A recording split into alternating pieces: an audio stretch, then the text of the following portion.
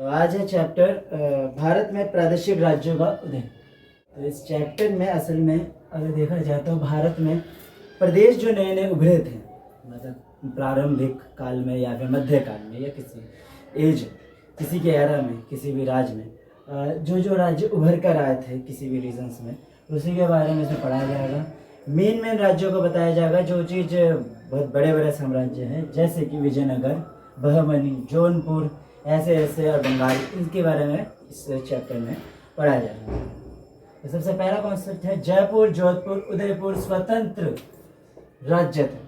तो उस टाइम पर राजस्थान का जो पूरा पोर्शन था, एरिया था, उस एरिया में जयपुर, जोधपुर, उदयपुर और भी जैसे कि मेवाड़, ये सभी राज्य जो है वो धीरे धीरे स्वतंत्र उभर गए। क्योंकि अगर प्रारंभिक काल की बात करते हैं तो प्रारंभिक काल के अंदर गुर्जर प्रतिहार अलग हुए थे, टूटे थे, और धीरे धीरे टूटने के बाद क्या हुआ, धीरे धीरे नए नए साम्राज्यों का उदय होने लग गया। इसके बाद आ जाता है विजयनगर, जो ये दक्कन की बात की जाएगी।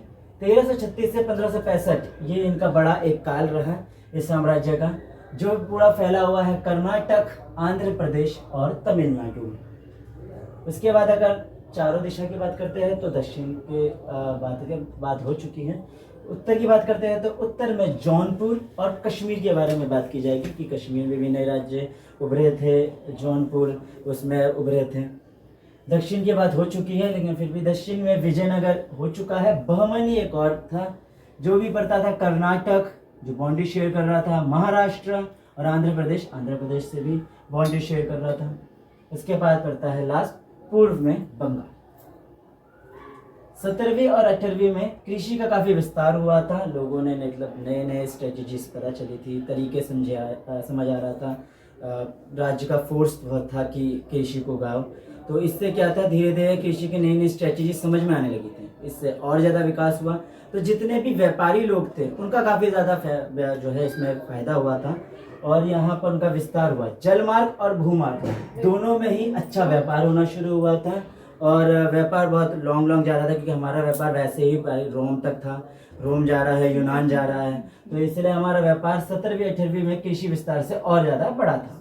यहाँ पर वर्ड बोला जा रहा है प्रादेशिक राज्यों का उदय। प्रादेशिक मतलब स्टेट वाइज। तो स्टेट वाइज में देखा जाए तो वही प्रादेशिकता है, मतलब प्रादेशिकता के अंदर स्टेट में है क्या चीज़। स्टेट को अगर हम देखते हैं तो एक नॉर्मली हम स्टेट देखते हैं, लेकिन स्टेट के अंदर क्या क्या है उसके बारे में अगर देखा जाए तो एक स्टेट के अंदर भाषा का विकास होता है। जैसे कि हम देखा जाए तो उस टाइम तक भाषा का कोई नया विकास था नहीं, पर धीरे धीरे जब ये सारी चीज़ें विकास होने लगी, साम्राज्य नए बनने लग गए, तो नए नए लोगों का इन्फ्लुएंस होने लग गए कि लोग बाहर से भी आते थे, और कोई वही शक्तिशाली हो गया तो वो उभर कर आ जाता था। और अगर वो उभर के आ गया तो फिर वो अपनी ही संस्कृति को बढ़ाएगा, और अगर अपनी संस्कृति को बढ़ाएगा तो आसपास भी संस्कृति होगी, उससे इन्फ्लुएंस होकर नई नई भाषाओं का उदय होगा, नई नई संस्कृति का उदय होगा। और अगर कोई बाहर से आया, जैसे कि हमने पहले भी पढ़ा है कि जितने आर्य है वो मिडल ईस्ट से आए थे, मिडल एशिया से आए थे।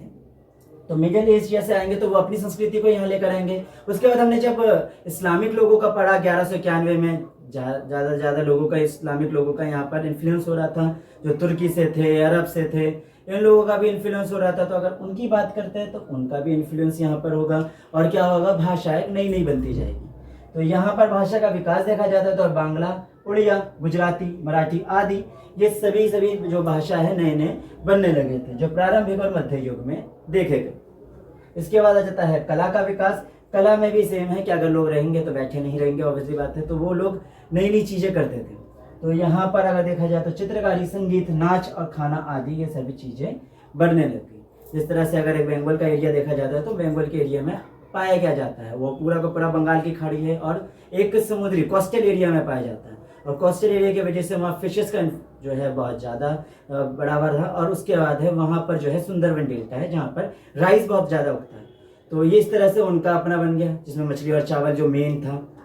इस प्रकार से हर एक प्रदेश का अपना अपना खाना, अपना अपना जो है संगीत, अपना अपना चित्रकारी दिखाई देने लगी। इस बार कुछ ज़्यादा अच्छा नहीं था। तो अगला आ जाता है यहाँ पर, जैसे मैंने बताया था कि सारे के सारे प्रादेशिक मतलब हर स्टेट को देखेंगे कि हर स्टेट में जो किंग थे उस किंग से अफेक्ट क्या पड़ा था। मतलब हर चीज़ का कोई ना कोई अफेक्ट होता है उनके रहने से। उनके वो अगर मिडिल आए हैं एशिया से या किसी भी जगह से आए या वो अपने आप से उठे, तो अपनी संस्कृति को वो जरूर दिखाएंगे, सिक्कों में, अभिलेख में या किसी भी तरीके से वो जरूर दिखाएंगे। तो यहाँ पर बात कर रहे हैं सबसे पहले, जैसे बड़े बड़ी चीज़ के बारे में बात की थी, तो उत्तर में जौनपुर और कश्मीर के बारे में शुरू किया था। तो यहाँ पर सबसे पहले बात की जाती है जौनपुर की। जौनपुर उत्तर पूर्वी उत्तर प्रदेश में, यानी उत्तर प्रदेश का उत्तर पूर्वी एरिया में वाराणसी में गोमती नदी के किनारे है। दिल्ली सल्तनत में ये बहुत ज़्यादा समृद्ध था। दिल्ली सल्तनत जिनमें से जितने भी उस टाइम का एरा था जिसमें सुल्तान रहा करते थे। 1191-92 में तराइन का युद्ध हुआ और आए, उसके बाद से जो दिल्ली सल्तनत चल रही थी, मुगल का एम्पायर का कोई इन्फ्लुएंस नहीं था। उस टाइम के एरा के दौरान ये बहुत ही ज़्यादा समृद्ध थे और उस टाइम पे इनके सूबेदार थे मलिक सरवर। इसके समय में शासक मोहम्मद बिन तुगलक थे, जो तुगलक साम्राज्य चल रहा था। तो सरवर के दौरान उस टाइम पर किंग थे दिल्ली के मोहम्मद बिन तुगलक। ये जो है इसको जौनपुर को जीतना चाहते थे, पर असल बात यह है कि वो उसमें असफल थे। 1402 में मुबारक शाह, जो अभी मैं इसी के बारे में बात कर रहा हूँ कि जौनपुर के अंदर की बात करो, कि अभी तक तो दिल्ली सल्तनत में जौनपुर मिक्स नहीं हो पाया क्योंकि जीता ही नहीं गया। तो यहाँ पर से वो अपने आप में जौनपुर के बारे में बात करें तो जौनपुर अपने आप में समृद्ध हो रहा था, अपनी बाउंड्रीज को बढ़ा रहा था। तो वहाँ पर 1402 में मुबारक शाह का भाई, जो असल में मलिक सरवर का बेटा है, उसके बाद मुबारक शाह ही आया 1402 में, उसका भाई इब्राहिम शर्की सुल्तान बना, जो बहुत ही ज़्यादा इस चीज़ में ज्ञाता था, जैसे में संगीत, धर्म, ललित कला और भी जैसे कि कानून, विज्ञान, बहुत सारी चीज़ों के मामलों में देखा जाए तो वो बहुत अच्छा था।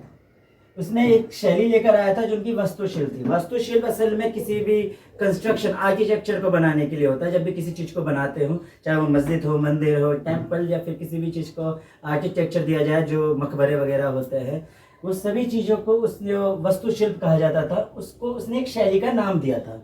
उसने अपने जो है समूह को लेकर नाम बताया था। उनका समूह शर्की था, तो उन्होंने इस वास्तुशिल्प का नाम दे दिया था शर्की शैली। इनका विस्तार होता, जैसे मैंने बताया था, ये अपने आप में समृद्ध था, वो भी अपना बाउंड्रीज को बढ़ाना चाहते थे। तो विस्तार इनका पश्चिम में देखा जाता था।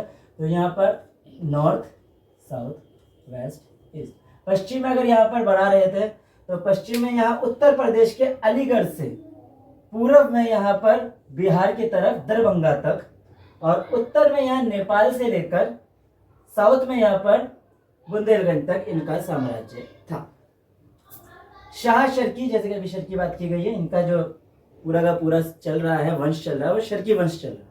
तो शाह शर्की के दौरान 1458 से लेकर 1505, 1458 टू 1505 तक बहलोल लोदी से यहाँ पर लंबी लड़ाई लड़ी।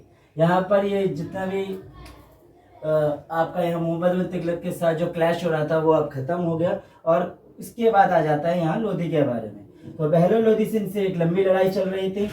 बहलोल लोदी ने 1484 में जौनपुर पर हमला किया। शाह शर्की को वहां से भागना पड़ा। सिकंदर लोदी उसके बाद आते हैं, बहलोल लोदी के बाद। तो बहलोल लोदी के बाद सिकंदर लोदी ने जौनपुर को अपने साम्राज्य के अंदर जोड़ लिया, लोदी वंश के अंदर। और उसके बाद आ जाता है हुसैन शर्की की मौत से ये साम्राज्य, ये पूरा शर्की साम्राज्य जो है खत्म होता है। इस पूरे कॉन्सेप्ट में असल में बताया क्या गया है, असल में इस कॉन्सेप्ट को बताने का जरिया यह है, ये चीज़ें ये है, मकसद ये है कि ये बताना चाहता है कि किसी भी साम्राज्य के अंदर अगर किसी शासक का एंट्री होती है तो वो उस साम्राज्य में जितनी उसकी बाउंड्री, उसकी टेरिटरी है, उसमें वो अपने संस्कृति की इन्फ्लुएंसिंग देता है। तो शर्की साम्राज्य का यहाँ पर स्टॉप होता है। असल में इस कॉन्सेप्ट का लॉजिक क्या था, चीज इस चैप्टर के अंदर है कि प्रदेश कैसे बन रहे हैं। अब प्रदेश बनने का पूरा रोल जाता है एक किंग पर। यहाँ इस पूरे चीज में यही बताया जा रहा है कि सब किंग इस साम्राज्य को किस तरीके से बढ़ा रहे हैं, और उस बढ़ाते वक्त उस साम्राज्य के अंदर पूरा का पूरा जो इन्फ्लुएंसिंग होगा वो उस किंग का होगा। तो यहाँ पर शर्की शैली आ गई। शर्की शैली क्यों है? क्योंकि वो अपने संगीत को, अपनी कला को, सब चीज वो अपनी ही चीज जानना चाहता था। इसमें वास्तुशिल्प जो उसका था उसमें भी उसने अपना नाम दे दिया। तो वहाँ के जो लोग हैं वहाँ पे जिस तरीके से वो दिखा सकता है, वो कॉइन्स में दिखा सकता है, वो वहाँ के वास्तुशिल्प में दिखा सकता है, वो वहाँ के संगीत में दिखा सकता है, हर चीज में वो अपने इन्फ्लुएंसिंग देगा। इस चैप्टर के अंदर आप जो भी प्रादेशिक पढ़ेंगे या सारे प्रदेश आप यहाँ पढ़ेंगे, उसके अंदर सिर्फ उनके किंग की इन्फ्लुएंसिंग ही होगी। तो यहाँ पर जौनपुर का क्लियर होता है।